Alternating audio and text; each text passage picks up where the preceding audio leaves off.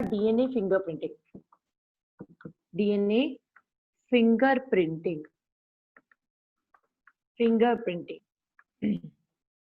DNA fingerprinting जो topic है, इसमें आपके फिंगर्स पे मिलने वाले प्रिंट से कहीं कोई लेना देना नहीं है। यानी कि DNA fingerprinting is not related two finger tip prints. Finger के प्रिंट्स के ऊपर नहीं है। ये किसके ऊपर कर रहा है? पूरा नाम क्या है इसका? कंप्लीट नेम है डीएनए फिंगरप्रिंटिंग। इसको ऐसा नाम क्यों दिया? डीएनए फिंगरप्रिंटिंग को ऐसा नाम इसलिए दिया गया है क्योंकि ये कह रहा है हम सबका डीएनए ही सब कुछ है। हमारा डीएनए ही हमें जेनेटिक मटेरियल है, हमारा सारे कैरेक्टर्स को कंट्रोल कर रहा है। साथ साथ हमें इंडिविजुअलिटी देने वाले भी, आप ये कहोगे भाई हर किसी के अंदर तो डीएनए है, हर किसी के अंदर वही सेल है, फिर भी सब लोगों में इतना डिफरेंस क्यों है? क्यों सब लोगों के फीचर्स इतने डिफरेंट है?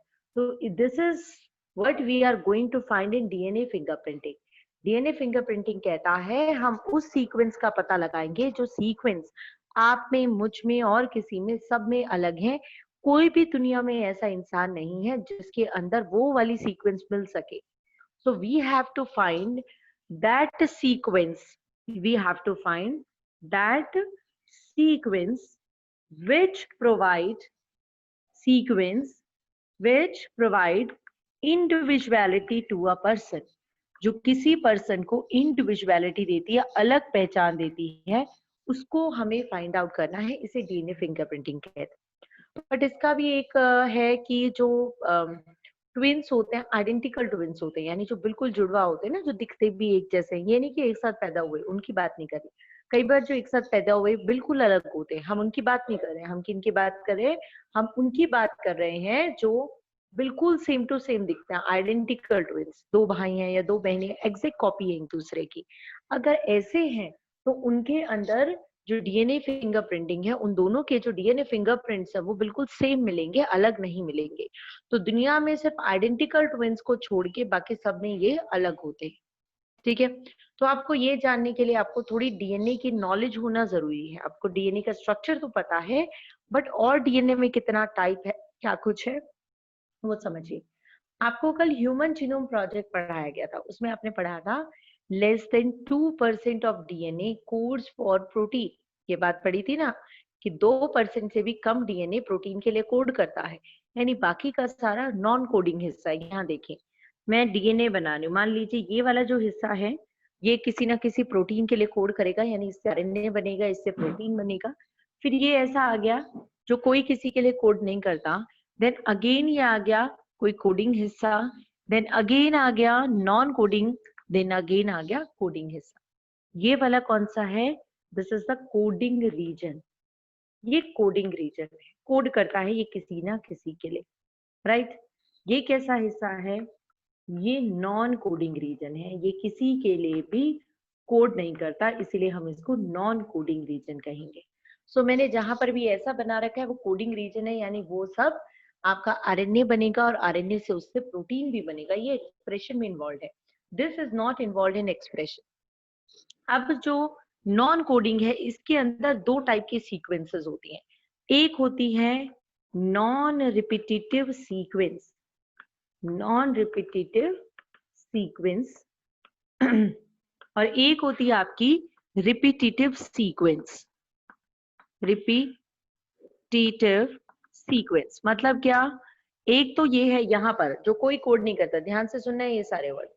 यहाँ पर एक हिस्सा तो ऐसा आ गया जिसको कोई फर्क नहीं पड़ता, को किसी के लिए कोड नहीं कर रहा, कुछ भी चला जा रहा है,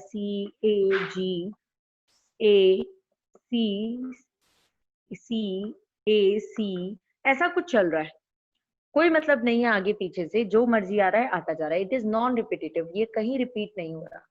दूसरा हिस्सा है रिपीटेटिव सीक्वेंस, जिसको बोल रहे हैं रिपीटेटिव बच्चों रिपीटेटिव सीक्वेंस क्या है? रिपीटेटिव सीक्वेंस वो हिस्सा है जो बार बार रिपीट हो रहा है।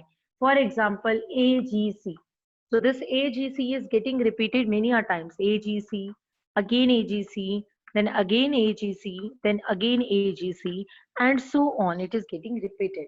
So जो कोडिंग हिस्सा है उससे तो मैं बात ही नहीं कर रही, वो तो हमारे लिए क्या है? आरएनए बनाएगा और आरएनए से वो प्रोटीन बनाएगा। I am not talking about that. ध्यान से सुनो इसके कंसेप्ट्स को। So I am not talking about these coding regions, मुझे इनसे कोई लेना देना नहीं। I am talking about these non coding region, मुझे इससे काम है, नॉन कोडिंग से। वो देखो वैसे तो वो एक्सप्रेस नहीं हो रहा पर फिर भी इफेक्ट कर रहा है। कैसे? ये जो नॉन कोडिंग हिस्सा है ना, ठीक है, इसकी बात करें, इसमें कैसा हिस्सा है, एक जो कभी रिपीट नहीं होता और एक जो रिपीट होता रहता है। अब यहाँ रिपीट होने में कौन सी सीक्वेंस रिपीट हो रही है? AGC, it is a sequence which is getting repeated, this AGC AGC AGC। so ये जो सीक्वेंस है जो बार बार रिपीट हो रही है, उसके लिए एक वर्ड यूज होता है, that is tandem. We call it tandem, उसको टेंडम बोलते हैं। ठीक है, अब ये रिपीट कितने साइज के हो रहे हैं, कितने साइज का ये रिपीट हो रहा है, इसके बेस पर आपका ये दो टाइप का हो सकता है। ठीक, कौन कौन सा? एक माइक्रो सैटेलाइट हो सकता है और एक हो सकता है आपका mini satellite. One is micro satellite and another is the mini satellite. हाँ जी, कौन से में छोटी सीक्वेंस होगी, माइक्रो में कि मिनी में? बताइए, आपको क्वेश्चन पूछ रही हूं मैं। विथ सीक्वेंस, कौन सी सीक्वेंस आपकी छोटी होगी? एक में बहुत माइक्रो। सारे बिट्स है और एक में कम है। माइक्रो छोटी होगी, कितनी छोटी होगी यश, कुछ idea? No ma'am. Okay, so यहाँ पर कह रहे हैं हम, ये बार बार छोटी है, बहुत सारी छोटी सीक्वेंसेस है। यहाँ पर वर्ड है माइक्रो, यहाँ पर वर्ड है मिनी। वैसे तो दोनों वर्ड ही छोटे छोटे बता रहे हैं, बट माइक्रो वर्ड ज्यादा छोटा सीक्वेंसेस के लिए है। ये कहता है कि करीब मान लो 2 से आपकी 6 या 8 बेस पेयर, 2 से 8 बेस पेयर लगा लो, वैसे 2 से 6 बेस पेयर भी होता है। 2 से 6 बेस पेयर, जैसे मैंने यहाँ 3 base pair repeat repeat repeat ले लिए है ना। विवेक किस बात पे इतना खुश हो रहा है? पढ़ते हुए तो इतना खुश नहीं हो सकता। ध्यान यही होना चाहिए, कहीं और नहीं होना चाहिए हर बच्चे का। सो इफ ये जो रिपीट्स है, इनमें कितने न्यूक्लियोटाइड का रिपीटिशन है उसकी बात हो रही है। अगर 2 से 8 बेस पेयर है, जैसे यहाँ 3 लिखे, 3 है जो बार बार रिपीट हो रहे हैं, तो ये क्या है? माइक्रो सैटेलाइट बन गई। ठीक है, इसको कहा माइक्रो सैटेलाइट। अगर यही चीज बच्चे बड़ी है, यही चीज आपकी 8 से लगा लो और है 50 बेस पेयर तक, तो ऐसी इतनी बड़ी रिपीट है तो इसको मिनी सैटेलाइट कहते हैं। अगर जो सीक्वेंस रिपीट हो रही है उसका साइज काफी बड़ा है तो we call it mini satellite, और उसका साइज अगर छोटा है जो रिपीट हो रही है, we call it micro satellite. DNA fingerprinting में हम थोड़े बड़े बेस पेयर्स को आइडेंटिफाई कर सकते हैं, छोटे को नहीं कर सकते। बट ऑब्वियस सी बात है, ये लिखने में दिक्कत आएगी तो मैं थोड़ा लिख के ही दिखाऊंगी। ठीक है, तो फिर से एक बार देखिए मैंने क्या क्या चीजें बता दी। ये सारे टर्म्स बड़े इंपॉर्टेंट है। टेक्निक समझनी आसान है, रटनी आसान है, बट एक्चुअली समझनी थोड़ी सी टिपिकल है। मैंने कहा डीएनए फिंगरप्रिंटिंग का मतलब है एक ऐसी टेक्निक जिसके अंदर हम उस डीएनए को फाइंड आउट करना चाह रहे हैं जो आप में, मुझ में, सब में अलग है, जो हमें अलग पहचान दे रहा है, उसको फाइंड आउट करना चाह रहे हैं। हम सभी के डीएनए में 2% से भी कम हिस्सा है जो प्रोटीन के लिए कोड कर रहा है। हम उस कोडिंग हिस्से को नहीं छेड़ रहे। कोडिंग हिस्सा आप में, मुझ में, सब में सेम है। अभी तो हम सब में सेम जीन है, हाइट का जीन, कलर का जीन, आई का जीन, है ना, सब में सेम जीन है, तो कोडिंग हिस्से को हम नहीं छोड़ रहे। हम तो नॉन कोडिंग हिस्से में देख रहे हैं। This non coding reason consist of 2 parts, one is the non repetitive sequence and another is the repetitive sequence. मैं ये रिपीट नहीं हो रही उससे भी नहीं लेने दे रही, मतलब बहुत कुछ है, चलो छोड़ो, मैं उसको भी नहीं बात करी। मैं देख रही हूँ इस डीएनए में कुछ सीक्वेंस है जो बार बार बार बार बार बार रिपीट होती जा रही है, जिसे मैंने कहा रिपीटेटिव सीक्वेंस। अगर वो जो रिपीट हो रही है वो 2 से 8 बेस पेयर है तो मैंने उसको माइक्रो सैटेलाइट कहा। अगर वो और बड़ी है तो मैंने उसको मिनी सैटेलाइट कहा। डीएनए फिंगरप्रिंटिंग में हम मिनी सैटेलाइट्स को चेक करते, इनको चेक करते। ठीक है, ये जो सीक्वेंस है जो रिपीट हो रही है इसके लिए वर्ड होता है टेंडम। अब बच्चों फर्क क्या है आप में और मुझ में? हम सब में ये चीज सेम है, पर हम सब में नंबर ऑफ रिपीट्स अलग है। मान लो मेरे डीएनए में हो सकता है, जो रिपीट में चेक कर रही हूँ क्रोमोसोम 1 में, वो 5 बार रिपीट हो, और आपके डीएनए में हो सकता है वो 6 बार हो, किसी के डीएनए में 7 बार रिपीट हो। ऐसे ही सोचो क्रोमोसोम 1 में, फिर क्रोमोसोम 2 में ऐसा ही कुछ रिपीट होगा, ऐसे ही क्रोमोसोम 3 में होगा, 4 में होगा।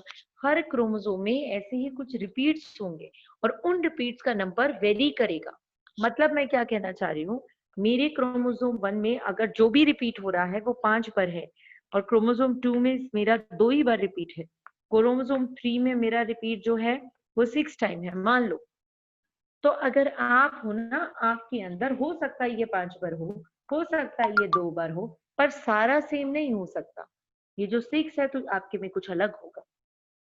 नंबर ऑफ रिपीट वेरी करेंगे हर किसी के अंदर, जरूरी नहीं है हर क्रोमोसोम में वेरी करे, बट ओवरऑल जरूर वेरी करेंगे, तभी हम सब अलग है।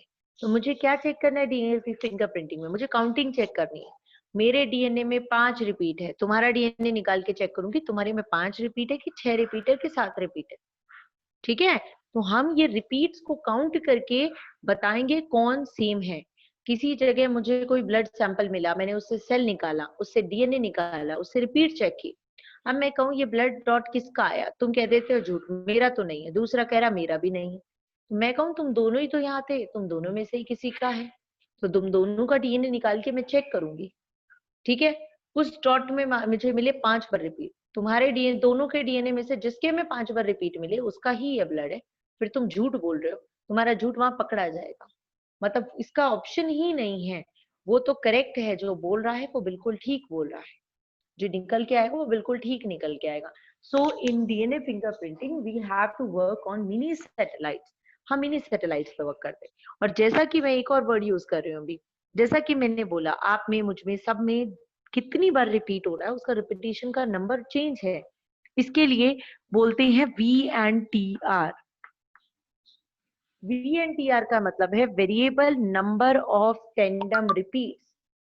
Variable number of tandem repeats, variable number मतलब नंबर वेरी है, 2 बार 5 बार 6 बार, है ना।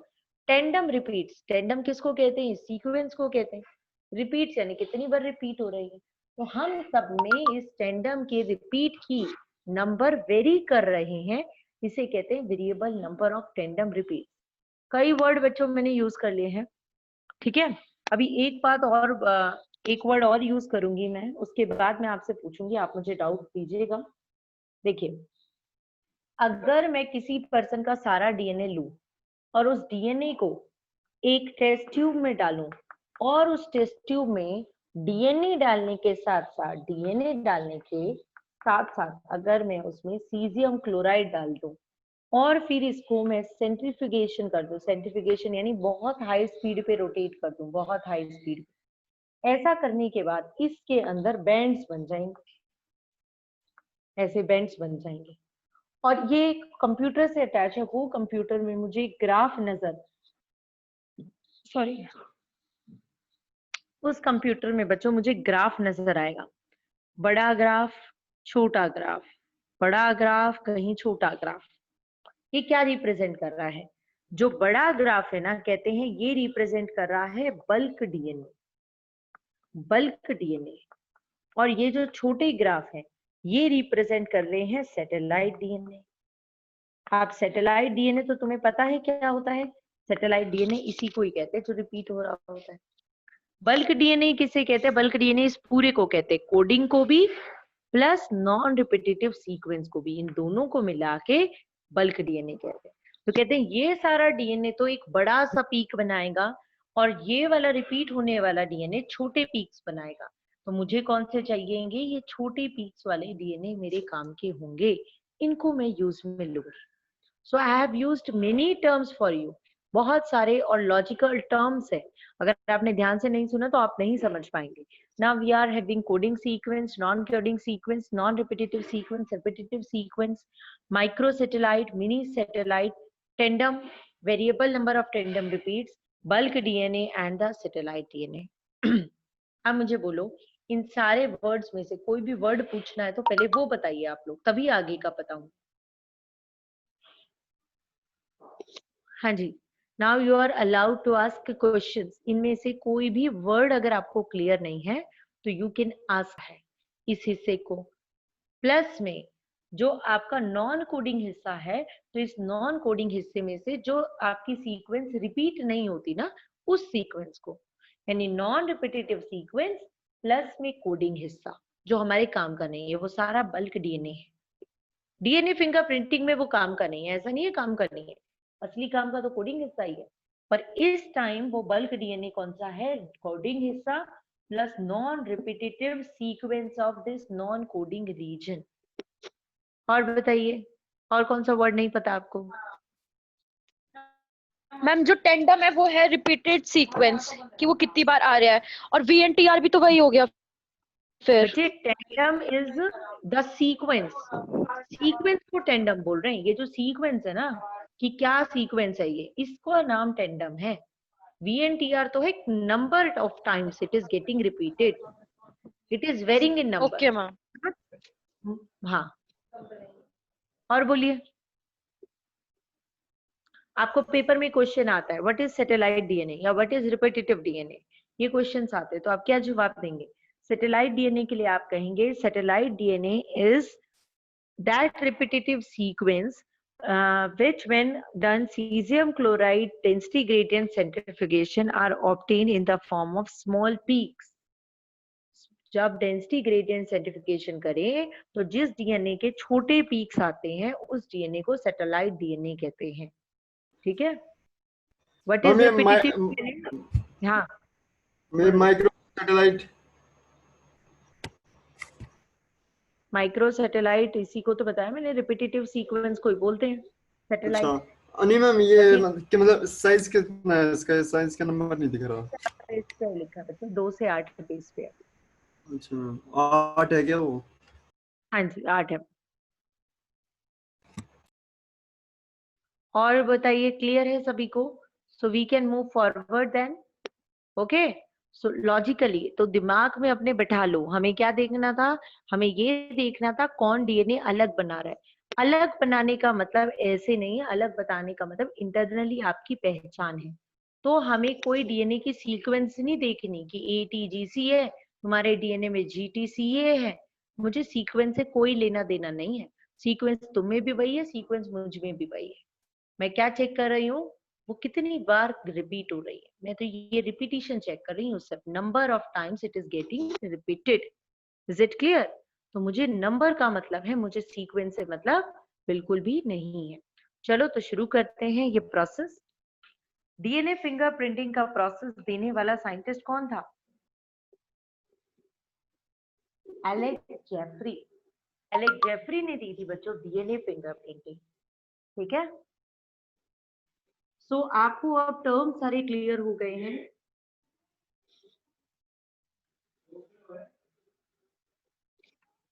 So let us talk of the steps। आप पढ़ते डीएनए फिंगरप्रिंटिंग के स्टेप्स। अब आप लोग सारे बायोटेक पढ़ चुके हो, अब ये आपको ज्यादा अच्छी समझ आएगी। जैसे कल हम HGP पढ़ रहे थे, ह्यूमन जीनोम, तो वो कैसे हुआ वो भी आपको बेटर समझ में आया होगा जब आप बायोटेक ऑलरेडी समझ चुके। तो चलो, बड़ा सिंपल सा कहानी है इसकी भी। भाई मुझे कोई सेल मिला, मैंने उस सेल में से डीएनए निकाल लिया। ठीक, डीएनए निकाल के क्या करूं? ये स्टेप लिखते नहीं है, ओरली बता रही हूँ। एक स्टेप है जो बीच में आपके बुक्स में नहीं लिखा होता। डीएनए निकाल के मैं ऑफ कोर्स उसका caesium chloride density gradient centrifugation करूंगी। ऐसा करूंगी तो बल्क डीएनए मेरा अलग हो जाएगा और सैटेलाइट डीएनए मेरा अलग हो जाएगा। तो मैं कौन सा डीएनए यूज करूंगी? सैटेलाइट डीएनए यूज करूंगी। क्लियर है?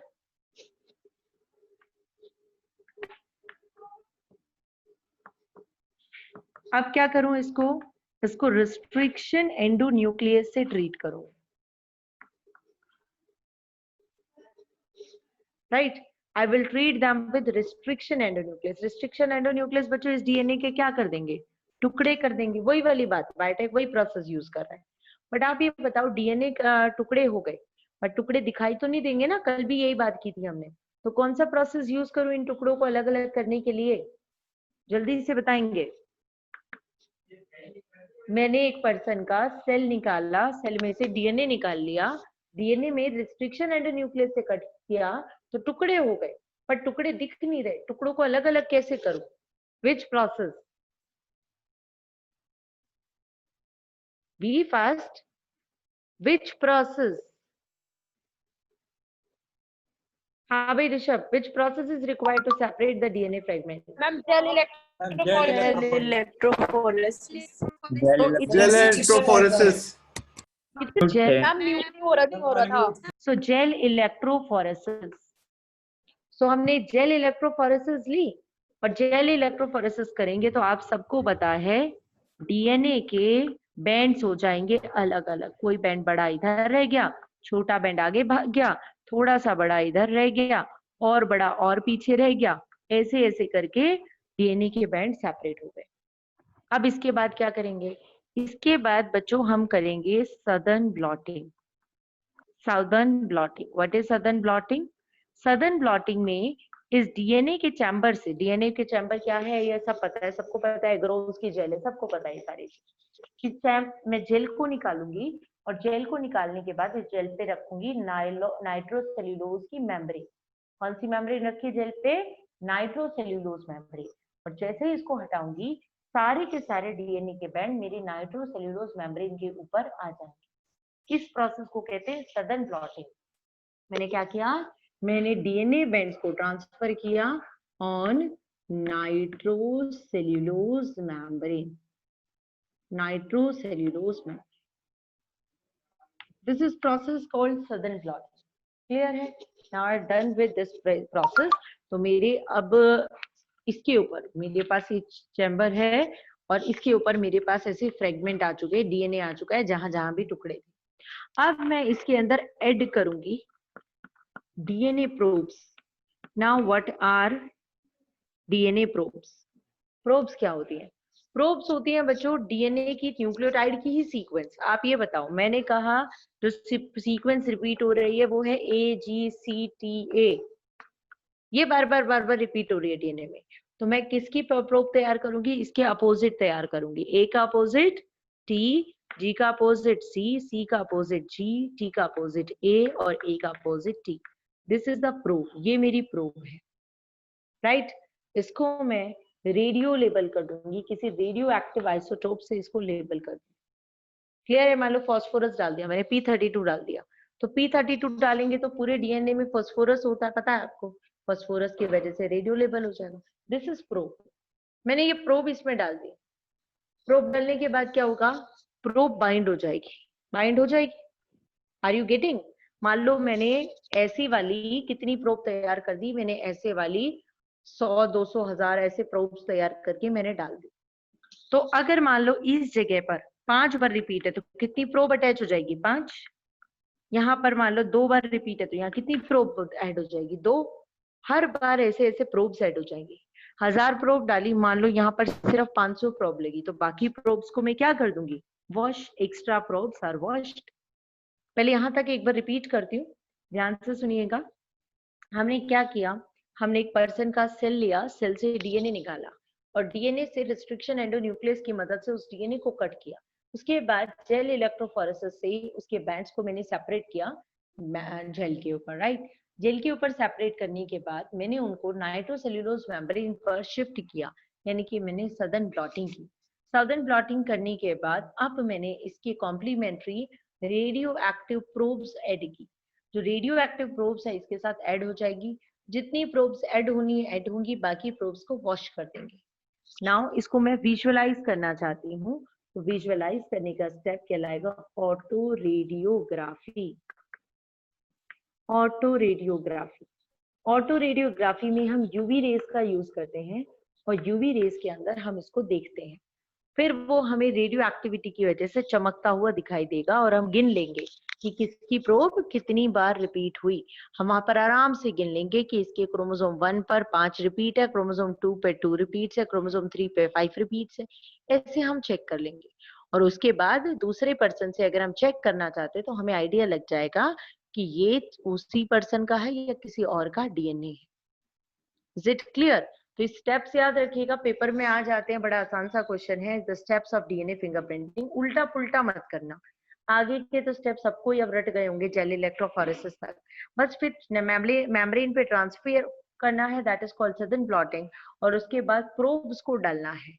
प्रोब्स याद रखिए डीएनए के यानी कि न्यूक्लियोटाइड्स की ही सीक्वेंसेस हैं, complementary sequences which are radio active, और फिर उसको एक्स्ट्रा को वॉश करके और यूवी रेज के अंदर देख के हम लोग काउंट कर सकते हैं आसानी से कि कितनी बार हमारा काउंट हुआ है। ये डीएनए फिंगरप्रिंटिंग बड़ी ही काम की चीज है। डीएनए फिंगरप्रिंटिंग से जो क्रिमिनल केसेस हैं उनको बड़ी आसानी से सुलझाया जा सकता है। ठीक है, कोई भी केस है, अगर हमें वहां पर सेल वगैरह मिल जाते हैं तो हम क्या कर सकते हैं, फिर वहां से उसमें से डीएनए निकाल के हम उसको बहुत इजीली चेक कर सकते हैं कि कौन सा क्या प्रॉब्लम है क्या नहीं है, या किसका डीएनए है वो, तो हम क्रिमिनल केसेस को सॉल्व आउट कर सकते हैं। दूसरा, जो पैटर्नल मैटरनिटी डिस्प्यूट होते हैं, यानी कौन उसका बच्चे का सही मदर और फादर है, उसको भी हम आराम से चेक कर सकते हैं डीएनए फिंगरप्रिंटिंग की मदद से। क्लियर है? इसके अलावा ऑफ कोर्स हम इसमें से और सीक्वेंसेस देख सकते हैं कि किस तरीके से जो एक ह्यूमन है इसके अंदर इवोल्यूशन हो रहा है। पहले किस तरीके के रिपीट्स पाए जाते थे, अब कैसे रिपीट्स पाए जाते हैं। इस तरीके से हम इवोल्यूशन की भी स्टडी कर सकते हैं। So this is the topic DNA fingerprinting. It is now completed. Any queries?